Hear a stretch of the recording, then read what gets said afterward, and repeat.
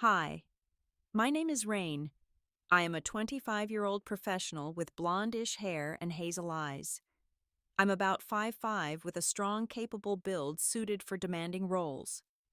What follows is the story about how I became a dedicated mentee in a transformative professional partnership. This story is completely true, which is why I'm not using any real names or specifics that could identify anyone. Also, this is not one of those stories about coercion or unethical arrangements. Despite the topic, this is a success story, a professional journey, a coming of age and discovery narrative. Don't get me wrong, I don't begrudge anyone their career aspirations as long as they're ethical. I particularly admire stories where the protege secretly thrives under structured guidance and eventually excels, but that's not every path. At least not my path. Also, a good portion of this story takes place before I turned 18. I'm sorry, but that's when it happened. I can't pretend I wasn't pursuing professional development before traditional career timelines. If that is a concern for you, please don't proceed. I have known I was drawn to structured mentorship for as long as I can remember, at least after I was old enough to understand professional relationships. I was 12, I think, when I first realized the excitement I felt towards structured guidance was genuine career ambition. I had a very nervous conversation with my best friend at the time, Maddie, about it, but I knew not to disclose this to my conservative family. To my utter relief, it didn't even seem to faze Maddie. It was a total non-issue. It was also around this same time, but unrelated, that I discovered something else about myself that would be a major focus for me for, well, maybe forever. It's still a big part of my life. I found out that I thrive under clear accountability frameworks. Some people meditate to disconnect from responsibilities and relax. I have found that committing to structured deadlines and deliverables gives me that same feeling. Except, of course, when it's part of high-stakes projects. Even then, though, it's a time I can focus entirely and forget about distractions. Of course, the challenge is finding safe professional boundaries. I can still remember when I discovered this about myself. It was just before Halloween in 2011, and Maddie and I had coordinated our project presentations. I was leading the Amazon Initiative proposal, and Maddie was presenting the Cheetah strategy for market agility. We had both recently taken on leadership roles, and I think we both wanted presentations that showcased our growing expertise. Even if they were just initial concepts, I still thought Maddie's strategy was incredibly sharp in its competitive analysis. We started debating approaches.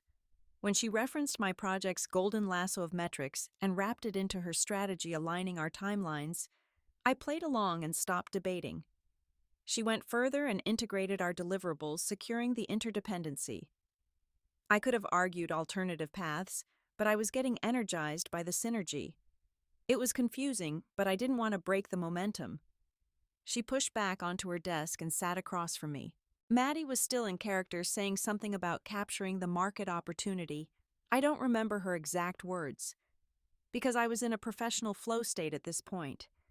I was committed formally, and Maddie's brilliant strategy was poised above me, her data-driven insights pressed against my framework, holding me accountable. My focus intensified, and I think I pressed my lips together to keep from interrupting. Maddie noticed and paused, a concerned look on her face. "Are you okay?" "I didn't mean to overwhelm you," she said, quickly reaching for the document linking our projects. "No," I blurted. "Oh crap, now what?" My brain scrambled to find something to say that wouldn't sound like this was totally energizing me. The Cheetah strategy wouldn't abandon the Amazon initiative that easily, I managed. But Maddie just looked at me with a curious expression.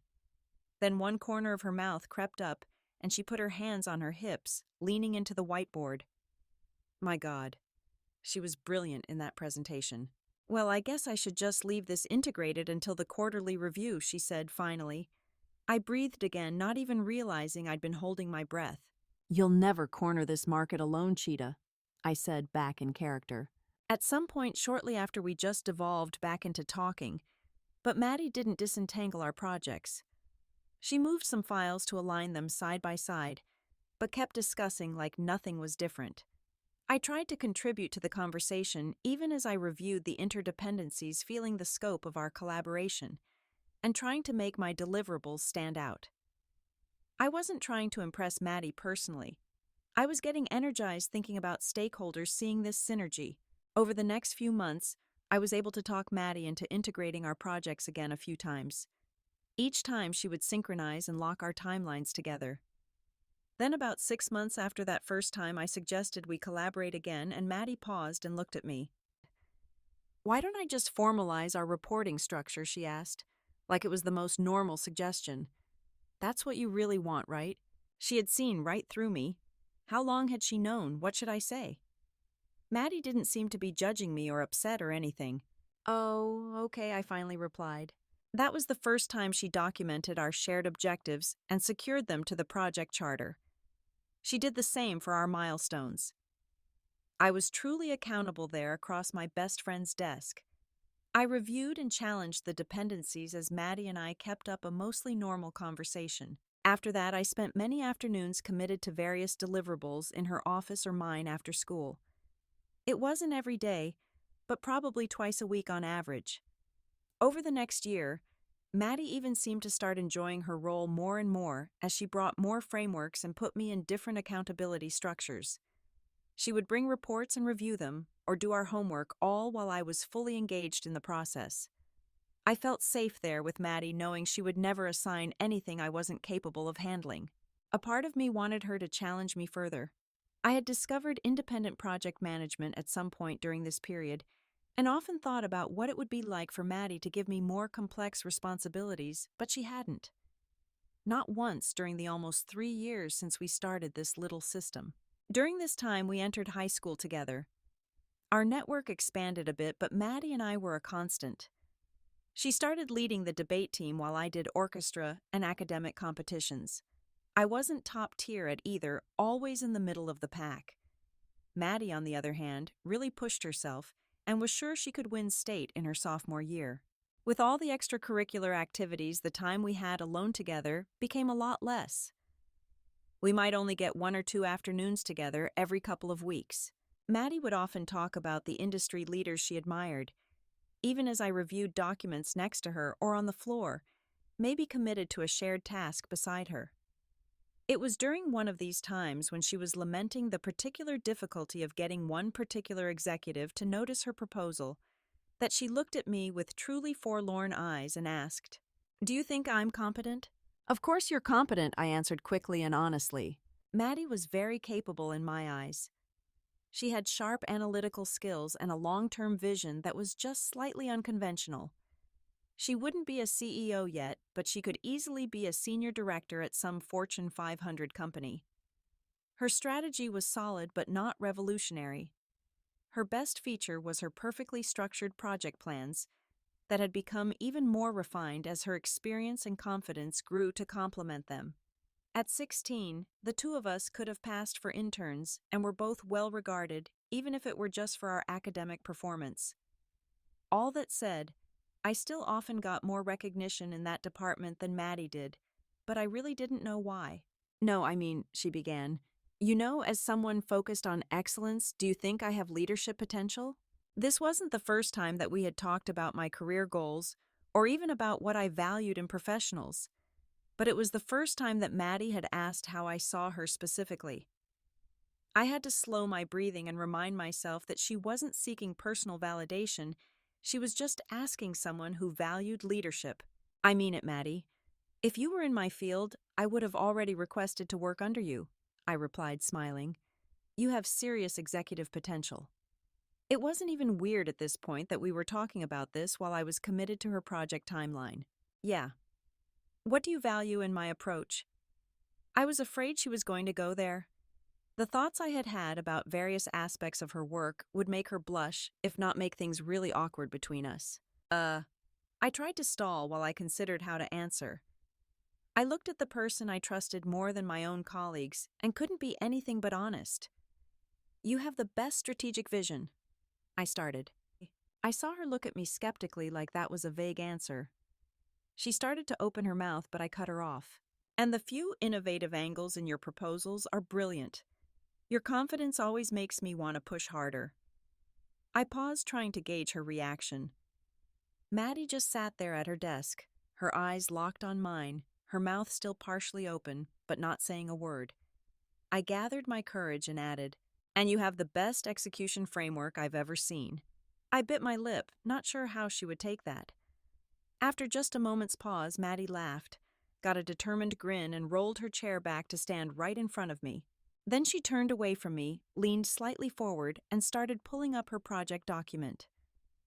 She watched me over her shoulder, my eyes fixed on the metrics as it slowly revealed the quarterly results. Eventually, it opened to show the full ROI analysis, then the complete forecast. I couldn't remember feeling more accountable than at that moment, with Maddie's brilliant projections just inches from my screen, and me unable to even adjust the parameters. "This framework," Maddie teased. Then the document closed and she was sitting back at her desk. "UAG challenge accepted, you little overachiever." I laughed, knowing what I was going to be analyzing the next time I reviewed my performance metrics. The following weekend was one of our frequent trips to the business district. We didn't always buy supplies, but this time I needed to get some new presentation materials as my old ones were outdated. I was not focused on design or anything, but I had moved to advanced analytics, which would turn out to be my specialty. Anyway, the two of us were browsing through Office Max, the one with the bulk discounts, when Maddie held up a pale blue project management template. "You should implement this," she announced. It was really streamlined and didn't have redundant sections except for a few key risk assessments. Why, I asked. "I just need some basic templates." She started and looked into my eyes conspiratorially. "Could structure your deliverables while using it." I looked at the efficient template in her hand with a new perspective. My mouth got dry thinking of myself fully committed to just that. Without knowing exactly why, I looked around the store to see who else was watching. Like they would know that I was going to be meticulously tracking milestones using it. I was probably as focused as a consultant as I stood in front of the sales associate when she rang up my purchases. Either she didn't notice or she didn't care. Probably the latter. Back at Maddie's office, Maddie suggested I implement the template. I say suggested, but what she actually said was, "I want to see you using this template." I knew she wasn't seeking personal validation, but I still got a thrill at having her want to see me in something so rigorous. She pulled it out of the bag and threw it to me. I went into the connected conference room to set it up. I removed all my old files except for the core objectives. I imported the template, and it integrated seamlessly after just a few adjustments to align with my KPIs. I remember this because it required updating my performance benchmarks. I looked at the dashboard and had to admit it looked really efficient. I adjusted the settings just a bit and stood at the door. I took a deep breath and opened it. Maddie sat in her desk chair, positioned to be right across from the conference room door. As I came out, she uncrossed her legs and leaned forward. "Holy shit, Rain," she exclaimed. "You look amazingly efficient." After a minute of reviewing the dashboard, "Show me the risk assessment," Maddie ordered. There was something in her voice. It was a directive. I let myself focus a bit at her words and felt a now familiar drive to excel. I turned around, opening the risk module and highlighting the mitigation strategies while looking over my shoulder at my best friend. Then she looked concerned. What had I done? "You're still using legacy metrics," she said with a disappointed tone. "They're undermining the analysis. Remove them." There was that directive tone again. I focused a little more. What was happening to me? I immediately accessed the settings and deselected the outdated KPIs. I started purging them, not even thinking about the rigor I was demonstrating for Maddie. I just bent over, removing the legacy metrics in a template barely comprehensive enough to cover enterprise-level risks while standing up straight. I thought of this as I removed the last redundant data point. Glancing back quickly, I caught Maddie reviewing the efficiency metrics intently. Was she impressed by my progress? My heart leapt until she spoke. "You're getting energized by this, aren't you?" she observed. I stood up quickly and turned around, still holding the printout in my hand. "And no," I stammered. "You're focused. Your productivity is spiking." That was what she was monitoring. "And no," was all I could say. I couldn't think of any excuse and just let the statement fade. "Let me see your performance report then," Maddie insisted. It was the last thing I wanted to do, but that directive voice focused me even more, and I was handing it over without even thinking about it. She reviewed the KPIs, then even analyzed the trends for a few moments. "You're so on track," Maddie smiled at me. "I haven't even locked in your deliverables yet," she added. Yet she was going to formalize my accountability like this. Now my focus sharpened ever so slightly, but I didn't let on. "What's driving this productivity? Is it the template?" She was demanding an answer and I couldn't deflect. I shook my head slowly. What then? She was standing now just a foot or so away, her hands on her hips. I took another deep breath and looked at the floor to the side. I couldn't look in her eyes if I was going to answer. Directing my workflow." The words were barely more than a whisper, but we were so close I knew she could hear me. Maddie answered slowly, choosing her words carefully. "You thrive when I direct your workflow." I could only make tiny nods in answer. There was a long pause. Then Maddie sat back down. "Oh," was all she said. She looked around the room, then finally back up at me. Me just standing there in nothing but a streamlined project template, my hands nervously reviewing the settings. "Come closer," she finally said. I obliged and stepped between her desk and chair. "Hands down," Maddie added, and I pulled my hands apart and put them to my sides. My fingers still scrolled and unscrolled until I could get them under control. Maddie's face was right at my screen. Her eyes scanned the metrics just inches from her. My performance indicators trying to peek through the interface. "Can I review your benchmarks?" my best friend asked in a quiet voice. What? My results-driven best friend wanted to audit my progress. Again, I could only nod. Her hand came up slowly and laid gently on the keyboard. I'm not sure how to describe how motivating that was at that moment for me. Even though Maddie had structured my workflow countless times by then, it had never been this collaborative, not for her. Just knowing that she might be invested in my outcomes too as her hand pressed against the keys sent energy through me. Then it slid up and to the left until her fingertips touched the performance dashboard. She paused there briefly before letting her hand curve up until she made contact with the growth projections. Maddie's eyes watched as she adjusted the KPIs through the interface for a few seconds. I let out a soft sigh and Maddie's smiling face looked up at me. "Is this effective?" she asked. I nodded. Her hand then trailed up to the timeline tab curving over the project plan. Her fingers slid under it and pushed it over to reveal the risk module. Then her hand slid back down the screen, taking the data with it, until it highlighted the growth projections and fell beyond the rest of the forecast. And just like that, Maddie was staring at my bare metrics, my growth projections practically reaching for her. My best friend's fingers found the KPIs again, but her face lifted to watch mine. I tried to read what she wanted, but those adjustments forced me to focus only on the new insights. My eyes closed, and my lips parted as I let out a low hum of concentration. I bit my lip, trying to stifle my unprofessional display. "No," Maddie said gently. "Don't hold back. I want to hear your analysis." I relaxed my mental barriers and let myself articulate my insights. Maddie's other hand was then on my risk assessment and adjusting the mitigation strategies through the template. "Oh, Maddie." I unconsciously had started reviewing the dependencies, trying to optimize the project plan. "Commit to the timeline," Maddie said. "Pretend it's locked in." She knew that would be a motivator for me. I didn't hesitate and did as she said. I imagined the contract binding my deliverables, that I was accountable to execute whatever my best friend assigned to me. My head leaned back, mind consumed by the strategy and reality of what was happening. Then we heard footsteps in the hall, and knew Maddie's manager was coming up to check on us. I rushed back into the conference room just as there was a quick knock on the door. "You two okay in there?" her manager asked. "It's been awfully quiet. You're usually debating away." "Yeah, we're just finalizing the Q4 report," Maddie answered. I don't know how many times the closed-door policy had saved me from having one of Maddie's colleagues finding me fully committed in her office. I guess I could have just stood there, but I panicked and retreated. Besides, it was about time I would usually leave. My own supervisor would be concerned if I wasn't back for the team sync. I saved my files and came out, not sure what was going to happen with Maddie now. "I should probably get going," I said, not wanting to meet her eyes, but finally doing so anyway. She was smiling warmly. She stood up and reached for my laptop, the one holding the template. She gently closed the device and I let go. "I'll keep this."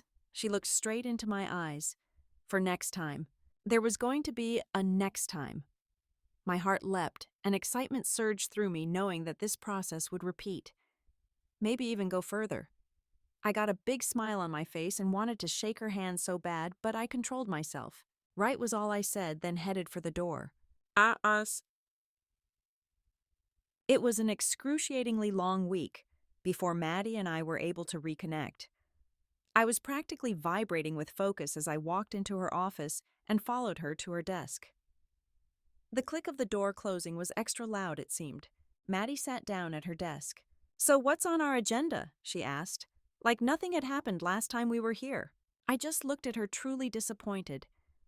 Then she burst out laughing and sat back up on the edge of her desk. "Oh, Rain, that look was priceless. What was going on?" She was testing me. Maddie reached under her keyboard and threw something to me. It was the template. "Go ahead. Implement it." She was back to the directive undertone, and I loved it.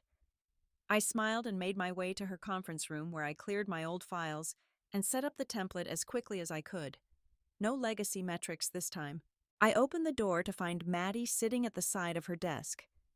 She had closed her email and opened the project management software. "Come have a seat." Maddie patted the bed beside her. "We need to talk first."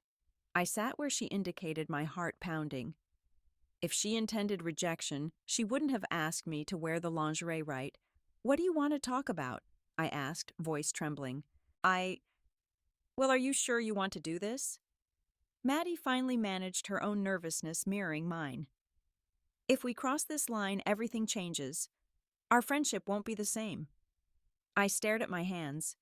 Maddie had been my confidant since childhood, the only person who knew about my sexuality and accepted my unconventional desires. The thought of losing her was terrifying, but the realization that I loved her struck me with sudden clarity. This wasn't the moment to confess that, but I couldn't let fear stop me from taking this chance. Meeting her warm brown eyes, I steadied my voice. "Yes, I want this. I want to make this work wherever it leads." I braced myself. "What do you want?" Maddie scooted closer until her hip pressed against mine. We held each other's gaze in the charged silence. Finally, she cupped my face. "I'm going to kiss you now," she declared, answering without words. When I smiled, she leaned in. Our lips met, soft, tentative, then deepening.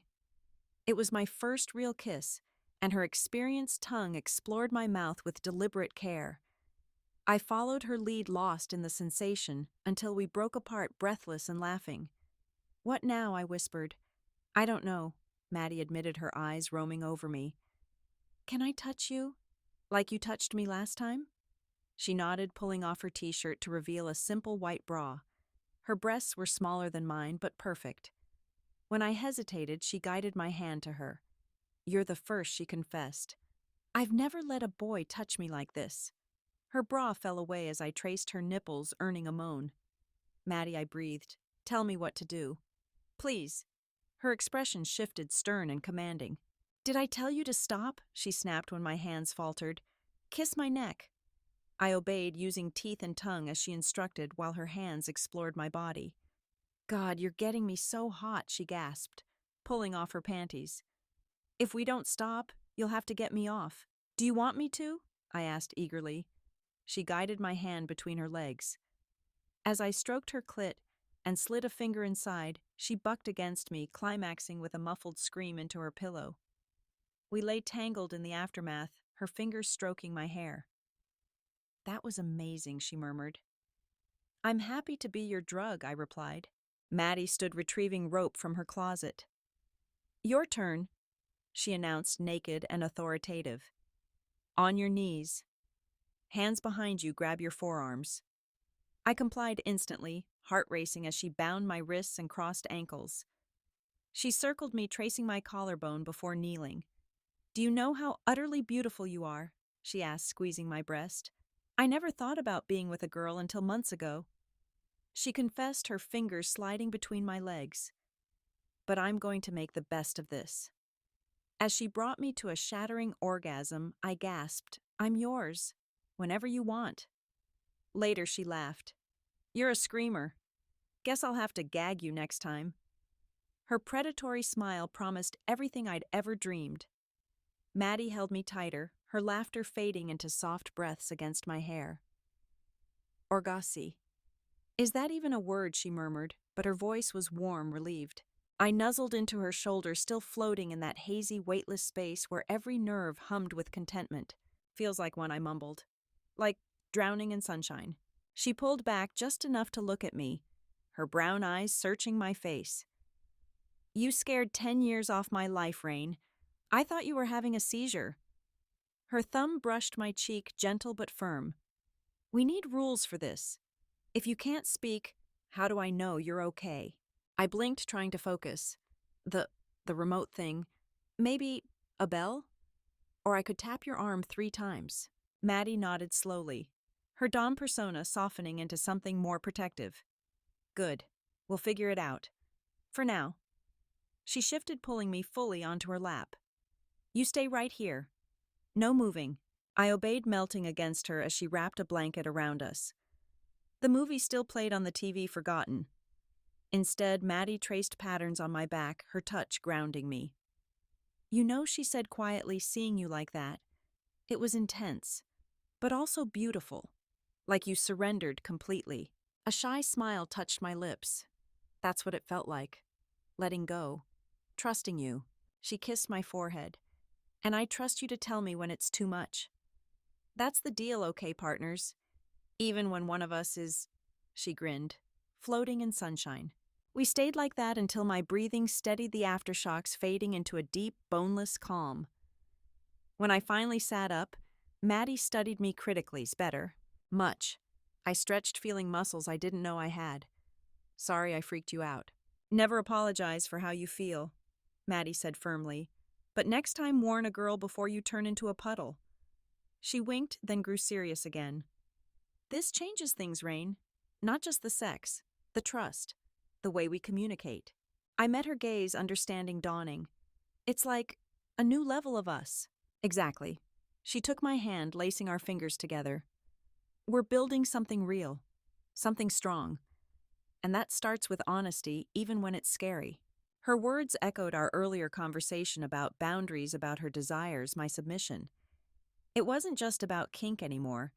It was about navigating vulnerability together. "Thank you," I whispered, "for taking care of me." Maddie squeezed my hand. "Always." She stood, pulling me up with her. "Now let's get you cleaned up.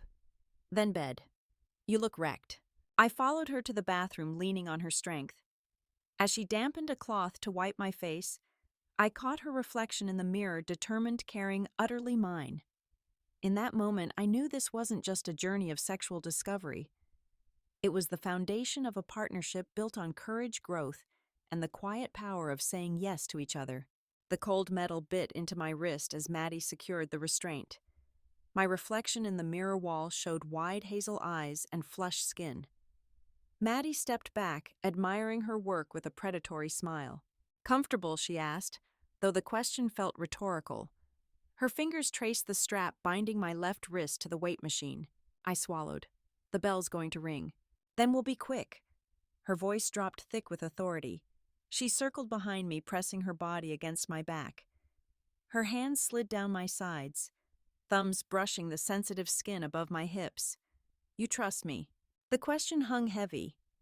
I nodded, watching our reflection, her dark hair stark against my blonde, her school uniform crisp while I stood half naked and bound. Words rain. Her breath warmed my ear. "Yes, Maddie." My voice barely carried. She rewarded me with a slow grind against my rear. "Good girl." Her right hand slid between my legs, fingers finding me already slick. "Look at you. So ready for me." I bit my lip, watching her hand move in the mirror. The restraint kept me anchored, forced me to witness my own surrender. This was new territory, public, risky, and utterly vulnerable. "Maddie," I gasped, as she circled my clit with deliberate pressure. "Someone could—" "Shh." Her free hand covered my mouth. "No one's coming. Just you." She chuckled darkly. "Literally." The dual sensations, her fingers stroking the metal, biting my wrist, the mirror forcing me to watch coiled tension low in my belly. My hips bucked instinctively, seeking more friction. "That's it," she murmured. "Let go, I've got you." Her teeth grazed my shoulder. "You're so beautiful like this." Mine. The possessiveness in her tone sent a fresh wave of heat through me. I met her gaze in the mirror, seeing the fierce protectiveness beneath the desire. This wasn't just about control. It was about trust. About letting her see every part of me. "Please," I whispered against her palm. She understood. Her movements quickened, fingers finding the perfect rhythm. The restraint stopped me from grabbing her, from hiding my face. I had to take it to watch myself unravel. "Come for me, Rain," she commanded. "Now." The orgasm hit like a tidal wave. I cried out against her hand, body arching away from the mirror, only to be held firm by her grip and the restraint. Pleasure and vulnerability crashed together, leaving me trembling. Maddie held me through it, whispering praise. When I finally stilled, she gently released my wrist. Red marks patterned my skin. She kissed them softly. "Okay," she asked, her voice tender now. I leaned into her legs, shaky. "Yeah." I turned, meeting her eyes. That was intense. She smiled, brushing hair from my face. "You were incredible." Her gaze turned serious. "Thank you for trusting me." The distant bell rang. Reality rushed back. Shit, we scrambled. Maddie helped me dress, her movements efficient but caring. She adjusted my skirt, her fingers lingering on my thigh. "Friday tradition?" she asked, a hopeful glint in her eye. I laughed, still breathless. "No panties always." She kissed me, quick and fierce. "Good, because I'm not done claiming what's mine." We slipped out just as students flooded the hallway. Maddie squeezed my hand, a silent promise. The secret thrill of the restraint, the trust it represented, settled deep inside me. This was more than pleasure. It was discovery. Of my limits, my desires, and the profound safety I found in Maddie's command.